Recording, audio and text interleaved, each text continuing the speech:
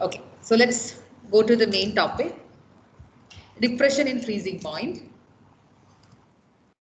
So you might have seen that water is used as a coolant in radiators of car and other vehicles. And also you might have also heard that salt is sprinkled on ice to melt it, especially in winter season in cold countries like this, in Europe, America and all, where it is completely raw and everything is completely covered with the ice, and it's very difficult to differentiate which is the correct exact road and the other one, so that there is a lot of accidents. So they used to sprinkle ice to melt the ice easily, and that is also related to our content, depression in freezing point. So that is what we're going to discuss today. The third colligative property, that is depression in freezing point. So here, as you can see in the graph,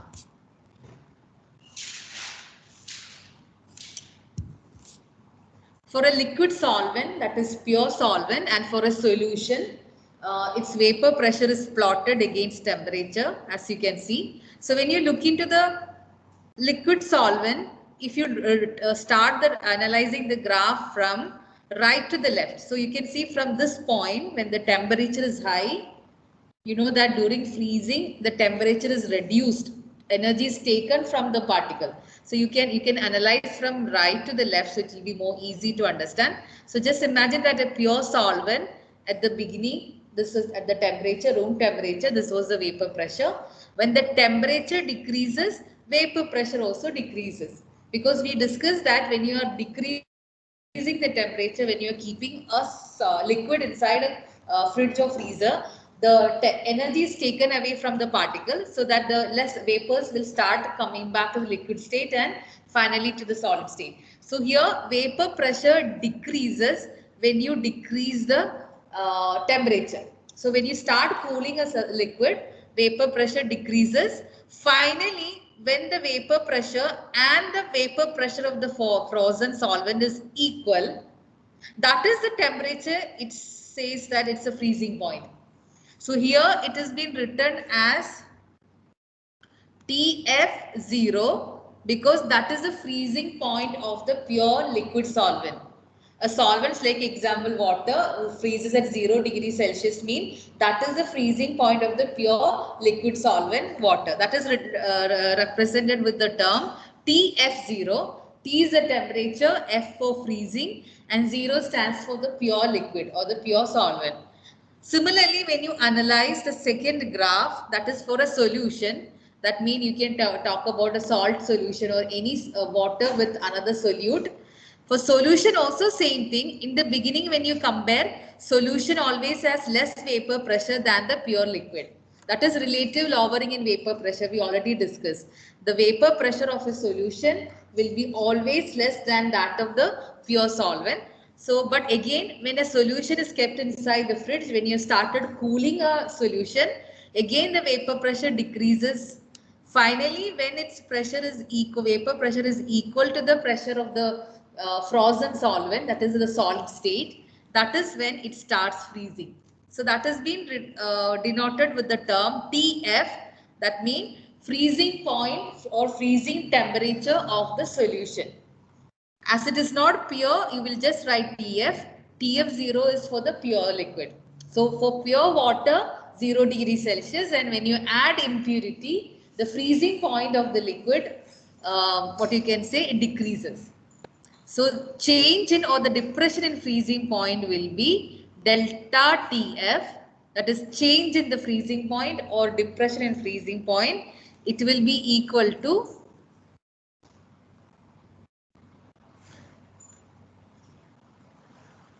TF0 minus TF.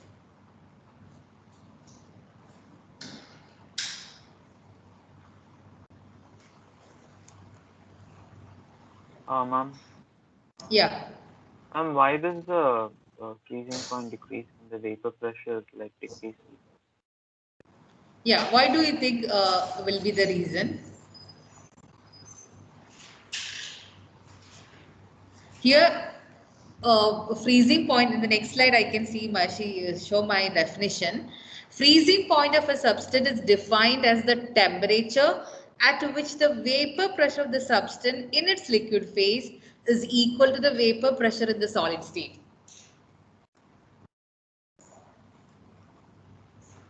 Yeah? Yeah, ma'am. Okay, so this is when you talk about a solution at a lower temperature only, the vapor pressure becomes equal to the vapor pressure of the solid phase. That is why there is a decrease in the freezing point, or you can say a depression in the freezing point. So here, plot on this graph, just a rough graph enough, just showing what is how you are marking freezing point of the pure solvent and freezing point of the solution, and showing delta TF.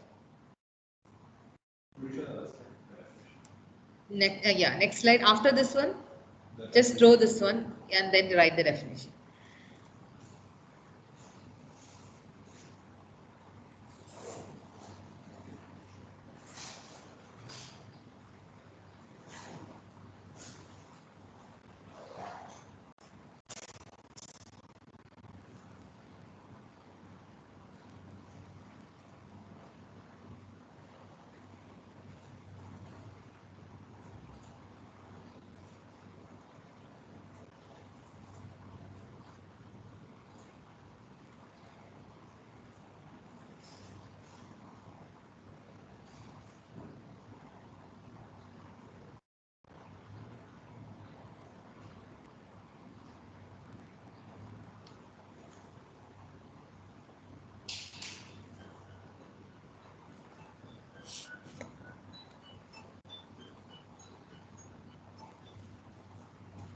Hello?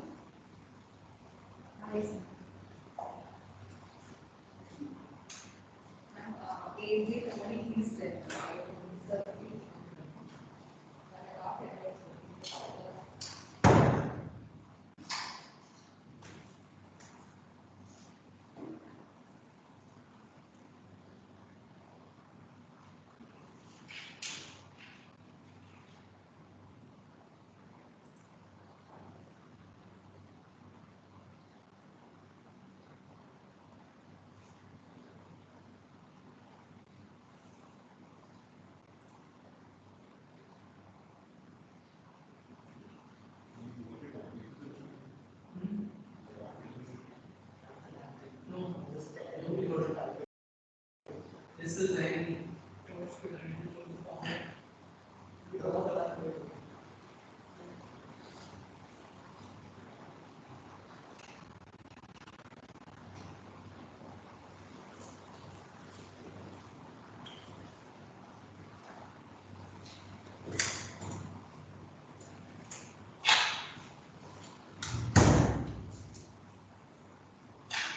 okay. Sorry, I got a call from school. That's why I had to attend.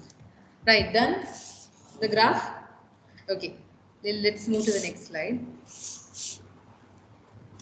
Okay, so this is how you can define freezing point, the temperature at which the vapor pressure of the substance in its liquid phase is equal to vapor pressure in the solid phase.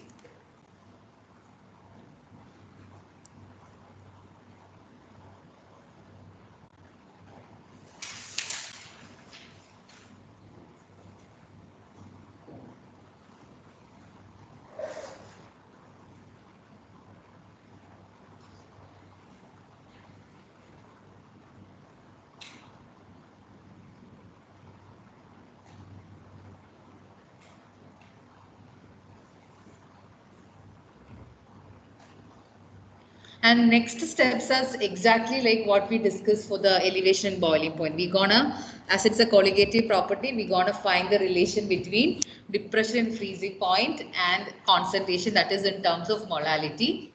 And then you will get a final equation. So here it's related, elevation mean increase in boiling point. Here there is a decrease in freezing point when you add a non-volatile solute to a solvent. That is the only change. Rest the procedure, the derivation is same. So done, the definition.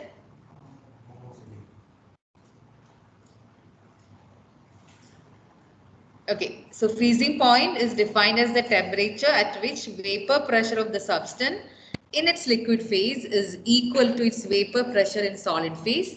So we know that this is a colligative property. So colligative property is directly proportional to the concentration.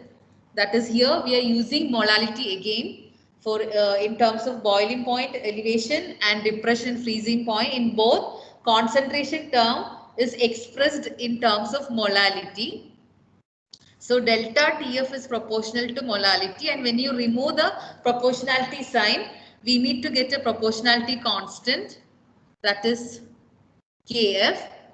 Just like Kb, what we did for elevation and boiling point, here it is represented with the term Kf, constant for freezing depression, depression freezing point. That is what Kf, and it is known as molar freezing point depression constant, molar depression constant, or cryoscopic constant. Just like you had it for the boiling point elevation Kb, three names were there. Similarly, here also it has got three names: freezing point depression constant, molar depression constant, or cryoscopic constant. Here, don't write molar. Here, just freezing point depression constant, or molar depression constant, or cryoscopic. The other one was elevation in boiling point constant, molar elevation constant, and ebullioscopic constant. That is what for Kb. Similarly, for Kf, it is freezing point depression constant, molar depression constant, or cryoscopic. Here, molar is because we are expressing in terms of molality. That is why the term molar. Molar is the expression of molarity. Molality. That is why molar depression constant. Cryoscopy mean, what do you mean by cryoscopy, or something related to the term cryoscopic?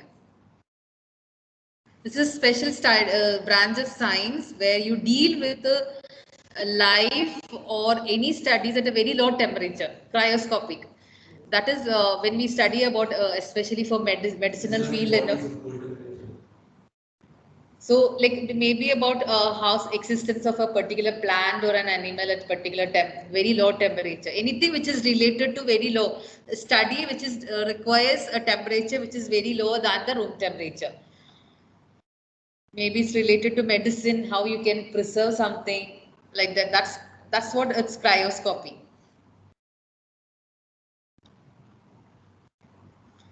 Because as it's related to depression or decrease in the temperature, it's known as cryoscopic constant. And the unit is same thing, Kb and Kg, the unit is same, Kb and Kf, Kelvin, kilogram per mole. Kelvin, kilogram per mole. So unit is, that's what you can always compare and learn, delta Tb and delta Tf calculation. Same thing, only thing is that here instead of F we write B, that is for boiling point.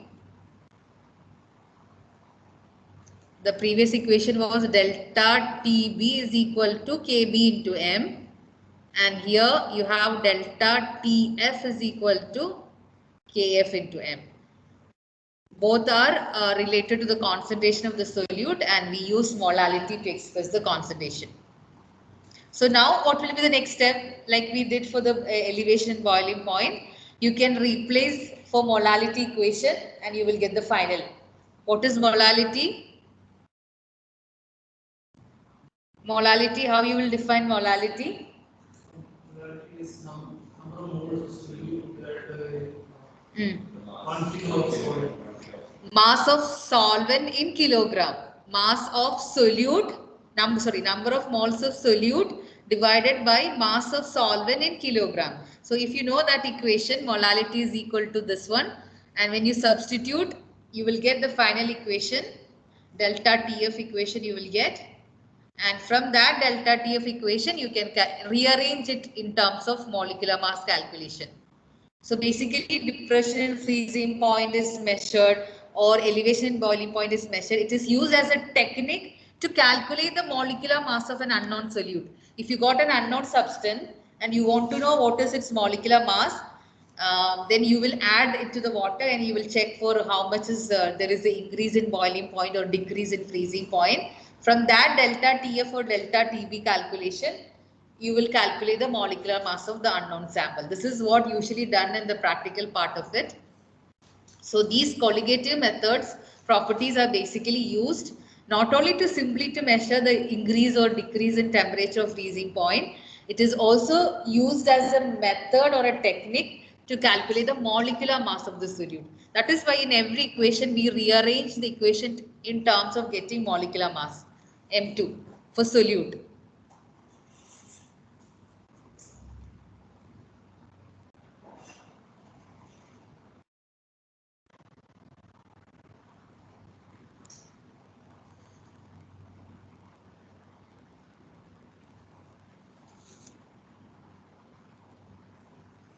Done? We'll go to numerical. I think we are not done numerical for boiling point also. So we'll do it together. Yeah. Can I change the slide? You're writing, still writing.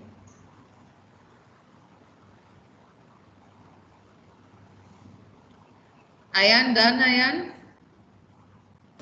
No, ma'am, I'm writing. Okay.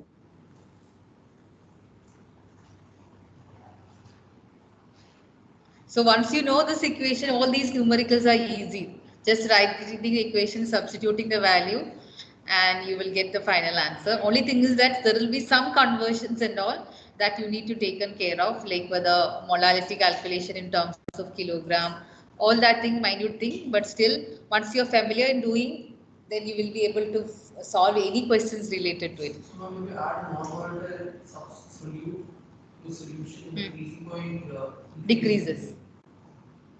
Freezing point decreases. Depression in freezing. Elevation in boiling point. Done? Yeah. So we'll do the first question. Yeah, before that, I'll just show you the chart. You don't have to write. It will be there in the notes once I'll upload. This is how you can see for the different liquids, their Kf and Kb values given. And this is just to show you as an example. Maybe you can learn for water. That is the most of the case. The solvent usually will be water, or sometimes it will be benzene and all. But it will be given if that is benzene or something. Usually for water also they used to give it in the. So no need to buy. And but here just showing the difference in the. It's not related. It's entirely different value Kf and Kb, even though both are constant. So this is just for your reference only. Later you can check on it. Okay, let's do the first question related to boiling point elevation. The boiling point of benzene is 353.23 Kelvin. So that means you can see that after the decimal 2 digits are given. That means when you are showing the final answer also, do it in the same way. Don't round it up.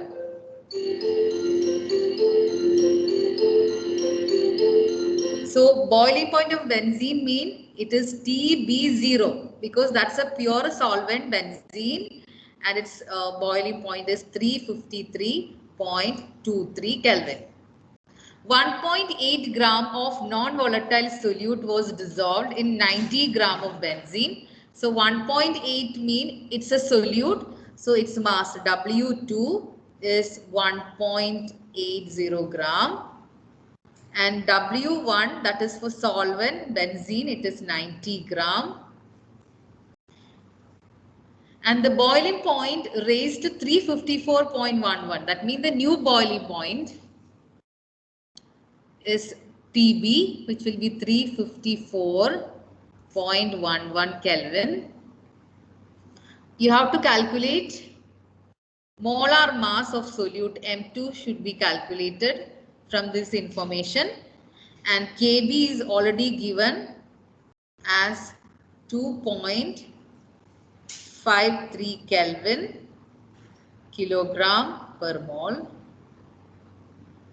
So always do this one, extract the information from the question, write it down in your answer paper or notebook wherever you're solving. Even in the exam, do it like this. Always it will be an added advantage. so that every time you don't have to look into your question paper and you will not make a mistake. So first copy it down clearly, check it whether all the values are taken correctly, copy it to your answer sheet correctly, then you write the equation and substitute, so that it will be always better and you know what all things are information is given and what are the information you need to calculate. So here the equation, which equation you're going to use here? Which is the equation you're going to use here? Delta TB is equal to KB into W2. And we have to convert it to kilograms. yeah. So into 1000 in W. But that is why 1000 already there. So in that equation you don't have to convert it again. Okay. If it is given in kilogram, then you don't have to put that 1000 in the equation. The equation is already adjusted to convert a gram into kilogram by having 1000 in it. So delta TB is equal to KB into 1000. W2 into 1000 divided by M2 into W1. And this equation you need to rearrange in terms of M2 and you will get the final answer.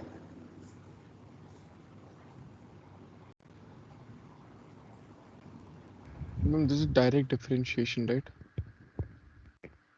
Direct Differentiation. differentiation is not here. Where is differentiation? Not differentiation only, we just put the points.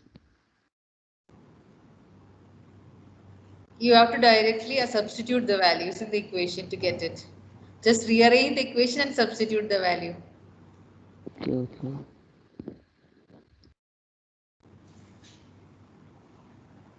So first calculate delta TB because you need delta TB in the equation and it's given as TB and TB0. So calculate delta TB. Delta TB will be equal to TB minus TB0. So 354.11 minus 353.23.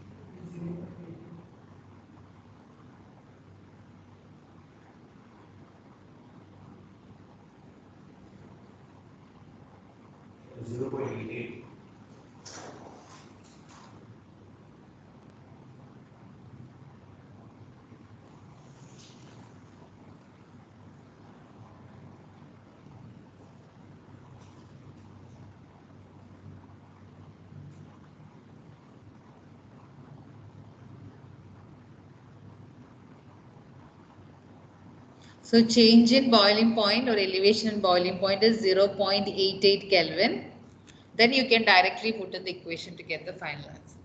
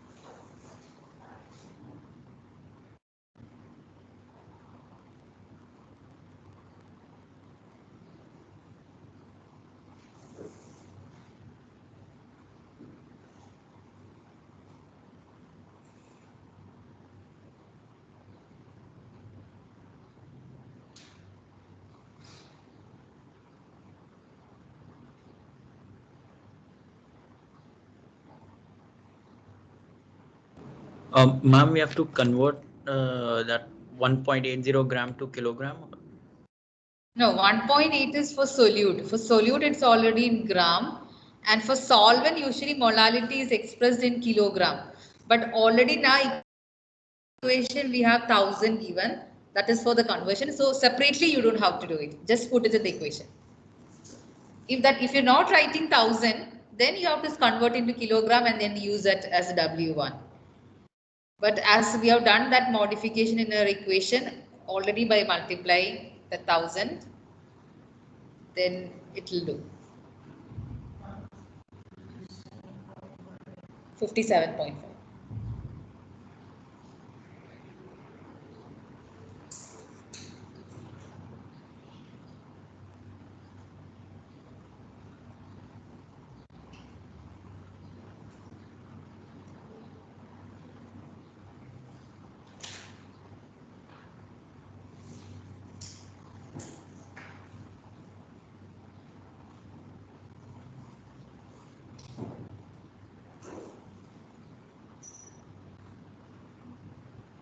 Please let me know if you're getting the answer.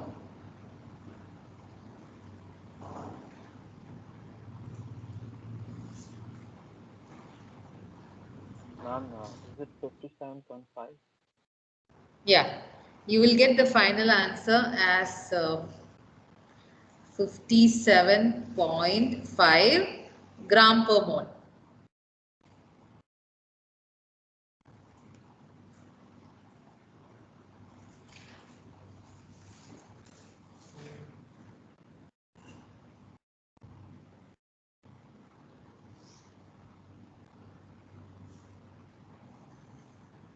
$57.5.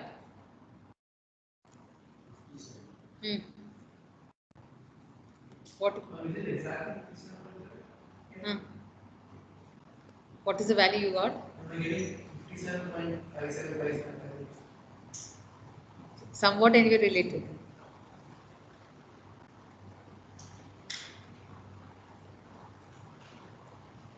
You got the job, Paul? Boys, are you getting there? Yes. Ma'am. Yes, If you don't Prasanna. multiply 1000 in the equation, you have to change the W2 and W1 into kilograms, right? No, only W1 because W. W2 is solute. We have calculated number of moles. So number of moles mean mass in gram divided by its molar mass. So that is there already. But as per the definition, molality is mass of the number of moles of solute divided by mass of solvent in kilogram. That is as per the definition. So only 90 gram will be converted to its kilogram, 0.909. Okay, Because got that it. is the only thing which need in kilogram. So if you're not using 1000, then use it as 0.09 kilogram. Okay. But it's always to use this equation with 1000 so that you don't have to do it separately. Or there is another way also. If you don't want to by heart this equation, do it step by step. Like first calculate the number of moles of solute, then calculate the mass of solvent in kilogram, then find the molality. After finding the M separately, put it in the equation. That equation will be like delta TB is equal to KB into M. So find separately M. If you people are not comfortable in learning a lot of equation, then you don't have to by heart anything, only the basic equation, and calculate the molality separately. Molality means number of moles of solute that you calculate separately, then mass of solvent in kilogram, then find the molality and use that M here, and you will get the same answer. Whatever way you do, directly using this equation or doing it in this way, both are correct. So it's up to you. I think in the textbook they have shown without using the equation. They have shown like showing everything separately, like calculating the number of moles first, then converting the mass into kilogram for the solvent, then calculating the molality, and then finally substituting this equation. So both the way, anyway, you will get the final answer, but it's up to you how you want to use it. I think all of you got the answer, right? 57.5. Yeah? Yes, ma'am. PT1? It will be a school exam only because we don't want you to take it any online exam anymore. No use. Because you need the practice. The full year last year you have written online exam, and we know difficulties and advantages of online exams. So anyway, come to school and write from the beginning. Okay, next one. This is related to freezing point. 45 gram of ethylene glycol is mixed with 600 grams of water. Calculate, you have to calculate the two parts, freezing point depression, delta TF, and also freezing point of the new solution. So here the information given are ethylene glycol is the solute, that is W2 is 45 gram and W1 is 600 gram. You can calculate M2 because the formula is given C2H6O2. So what will be its molecular mass? M2. Carbon is 12, hydrogen is 1 and oxygen is 16.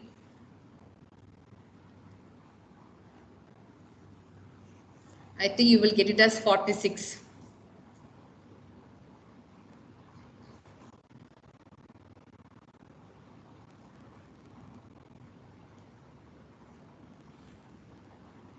So M2 is already indirectly given, not directly mentioned that it is 46, but the formula is given and you can use formula to find the molecular mass. So 46 gram per mole. So that is also given in the question. And what you are supposed to calculate is delta TF, the change in the freezing point. And also you have to calculate freezing point of the solution. That means TF also to be calculated. But TF0 is not given. What will be TF0 for water?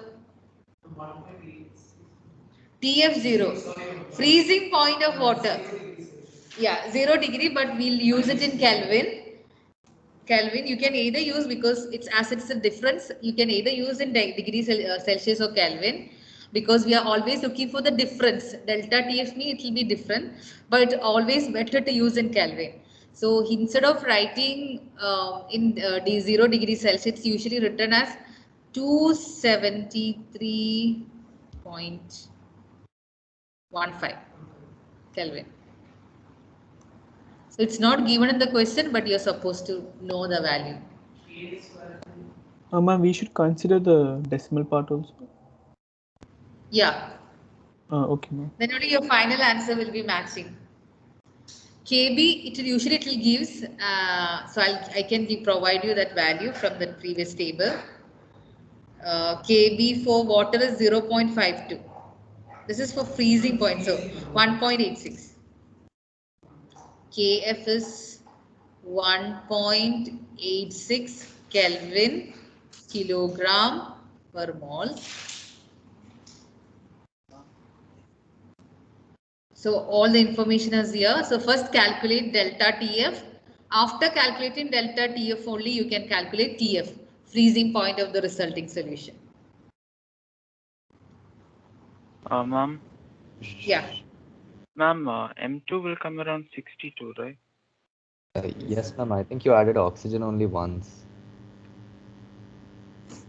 C2H6O2. Yeah, I think, yeah. Sorry. My bad. It will be 62, 32. 16 into 2, 32 plus 24 will be 20, 34, 8, 48. 64, right? 62? 24 plus 6 is 30, 30 plus 32. So 62, sorry. So it will be 62. Yeah, 62 gram per mole. Also, ma'am, KF for water, will it be given in the question? It will be given, you don't have to by heart. Okay. 1.86 Kelvin kilogram per mole.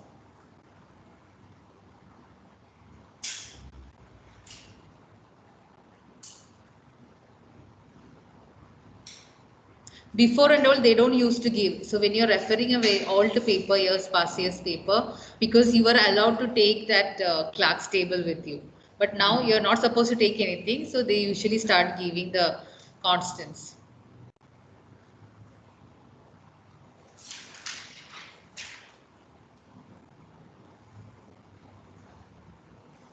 So the equation to be used, delta TF is equal to Kf into M. Either you can substitute directly in the equation for molality or calculate the molality separately and substitute it.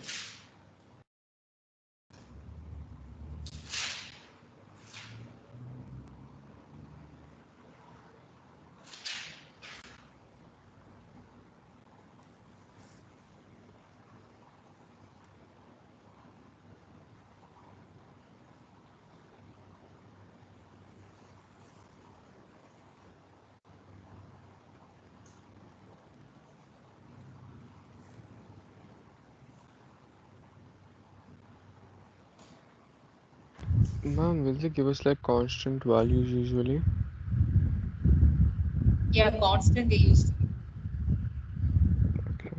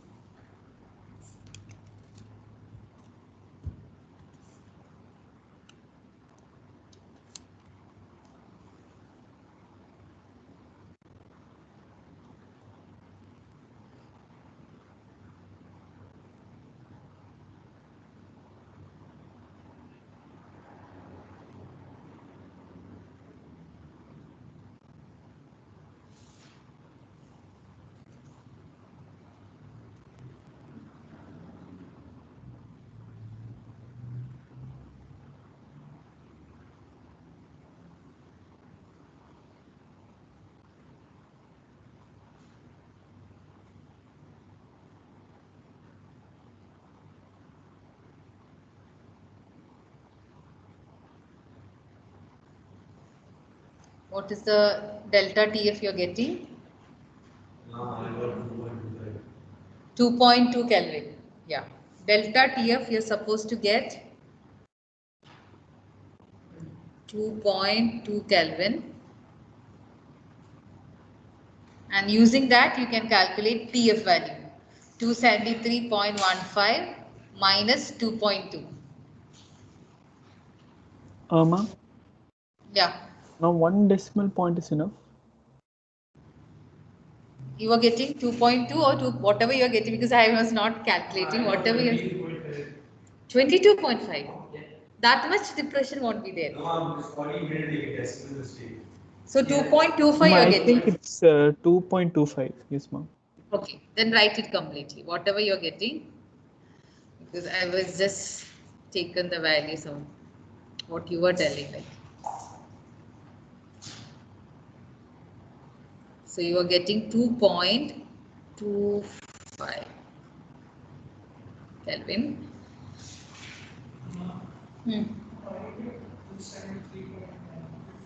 What is the freezing point of water? 0 degrees Celsius, right? Actually, it is 0.15, like that. If you go for the actual value, and in your all your numericals, you have to take in Kelvin. So 0 degree means is 273, right? So 273.15 is the accurate value. If you use 273 also, your answer will be correct only, because it's only decimal 1.15. But it's actually good to use the exact value 273.15.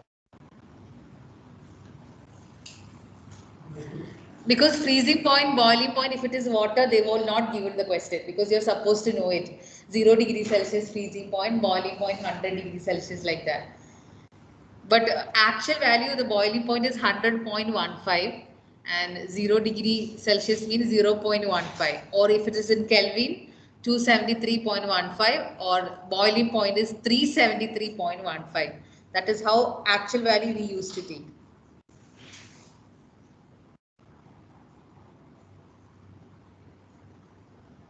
So what is the freezing point of the solution? If delta TF is 2.25 Ma'am, Kelvin, 270.9. 270.9. Yeah. 270.9 Kelvin. So these are the two answers. Delta TF, that is depression and freezing point, is 2.25 Kelvin. That means when you add 45 gram of ethylene glycol to 600 grams of water, the freezing point decreases by 2.25 Kelvin. That means the final answer will be 270.9 Kelvin. 270.9 Kelvin. Are you all getting the same answer? Please let me know. Please solve it and tell me whether you're getting the same answer. Ma'am, could you calculate delta TF, ma'am? Because I'm getting some different answer. But you're supposed to get 2.25 only. Check your calculation again. That is the answer. I took water for 450 hours. That's why. Okay. Ayan, just check on it. Calculate the molality separately. You know the equation to calculate molality.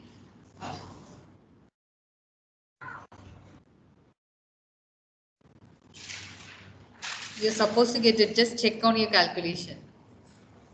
Is there anybody else who is not getting delta TF as 2.25?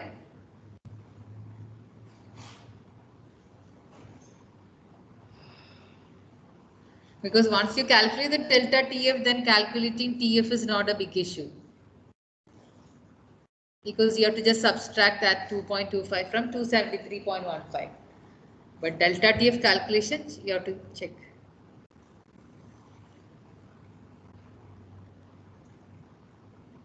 Ayan, you got it? Check again. Ma'am, I'm just checking. Yes, ma'am, I'm checking. Okay. Is there anybody else who has not got the answer?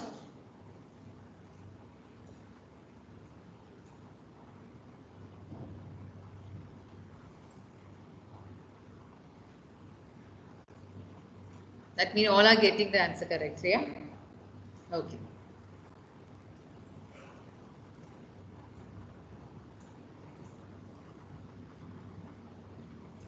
That means we are all set to go to the next one.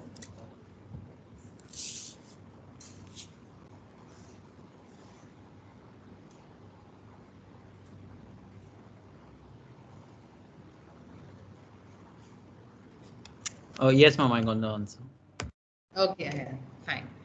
So 2.25 Kelvin delta TF, and the freezing point of the solution will be 270.9 Kelvin. This is the final answer, two answers you're supposed to get. Okay. So we are moving to the last and the final colligative property that we are discussing, that is osmotic pressure. So before we start discussing the osmotic pressure, what is osmotic pressure? Have you seen any real life example where osmosis is happening? Before we start discussing about osmotic pressure, let's discuss about osmosis. And have you seen any example, real life examples? Raisin experiment. Raisin experiment, if you put in water, it will start bulging. That is one thing. Any other example?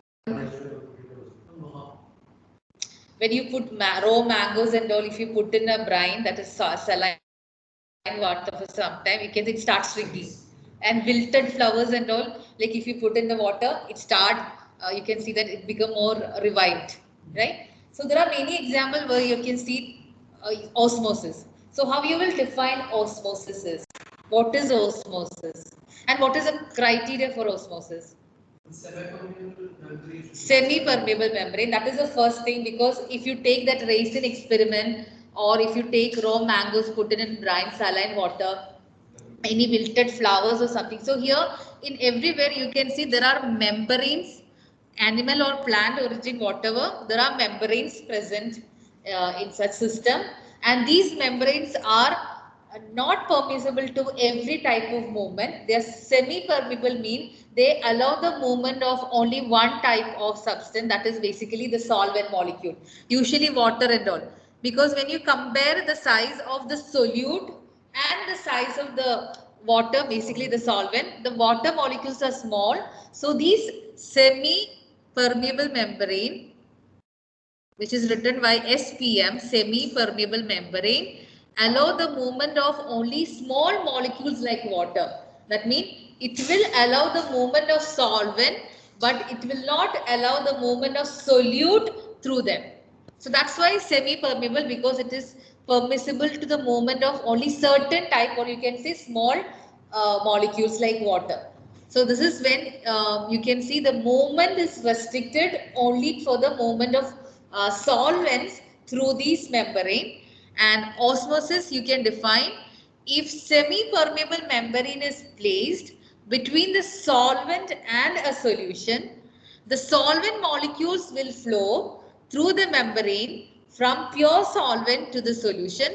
This process is called osmosis. So here the movement is happening to the solvent molecule, and we know that when you take a two compartment and it is semi-permeable membrane is placed between the two compartments.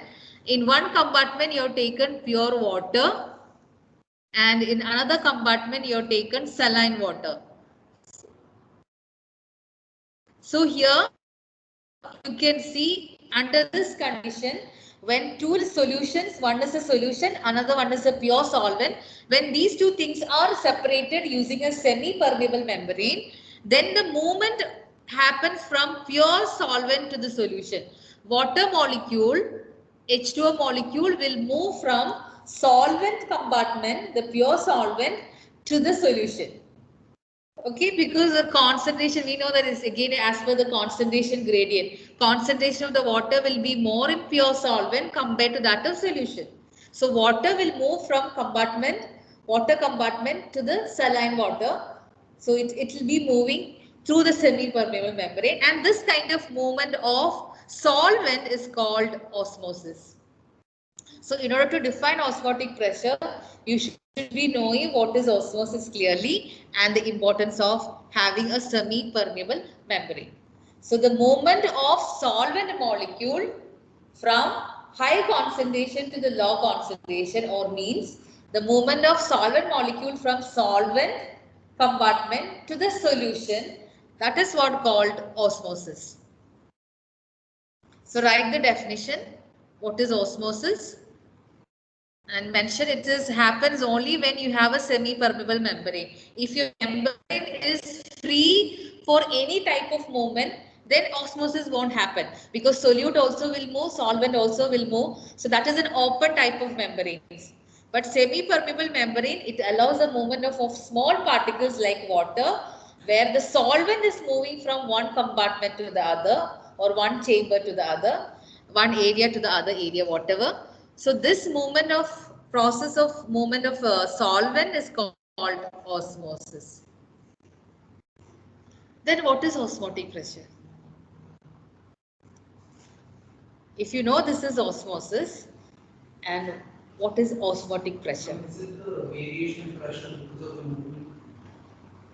Because the solvent moves. Good guess, but it is not. Anybody there?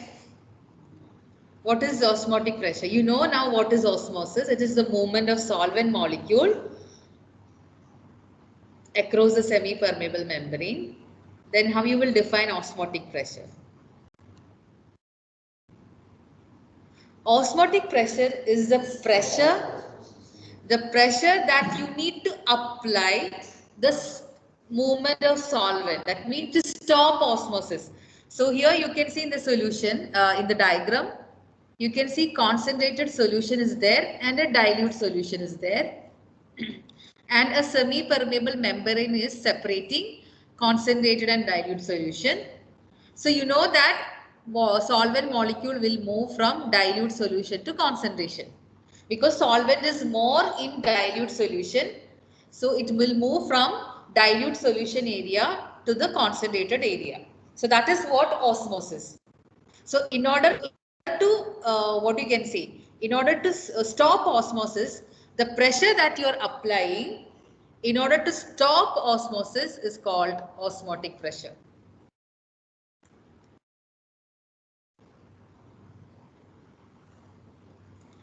And here you can see osmotic pressure is a colligative property, and so it is represented with the term pi, capital letter pi actually, and pi is directly proportional to molarity.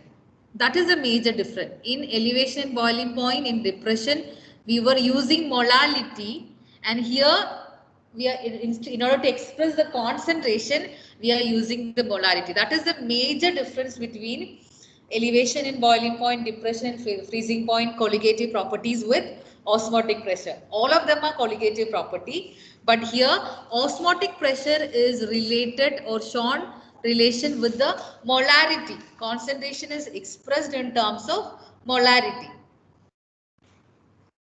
So you generally they write pi is proportional to concentration of the solute, but that is in molarity.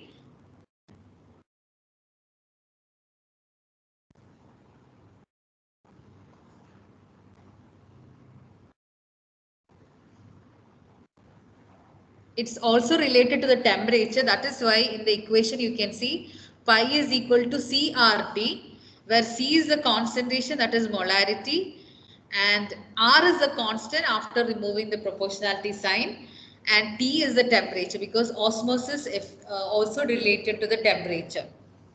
So pi, final equation, pi, that is osmotic pressure, is equal to CRT, where C is concentration in molarity, R is the ideal gas constant, and T is Kelvin temperature.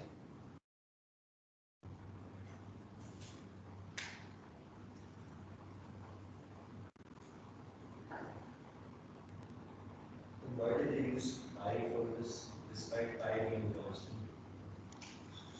Pi, because see, they most of them are Greek people or Roman people. They want what you can say, they research on these topic, and for them instead of alphabets they use pi. Pi is actually an alphabet for them. We know it as a pi as a constant in math, but for them it is their normal alphabets. So they just use it.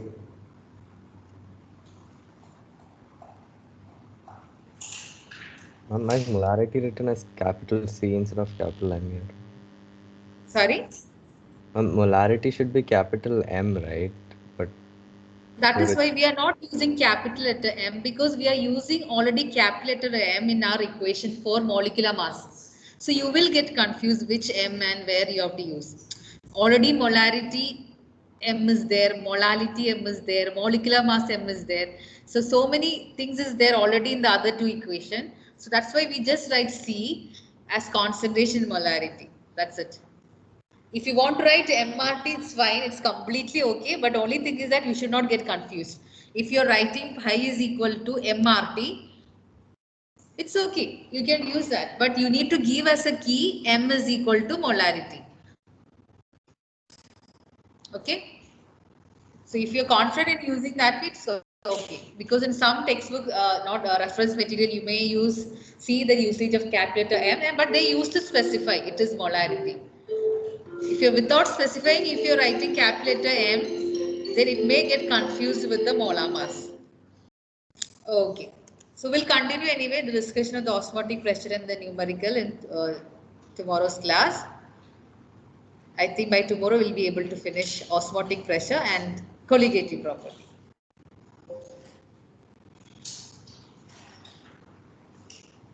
Thank you, ma'am. Okay. Bye. Thank you, ma'am. thank you, ma'am. Ma'am, take care. Thank you, ma'am.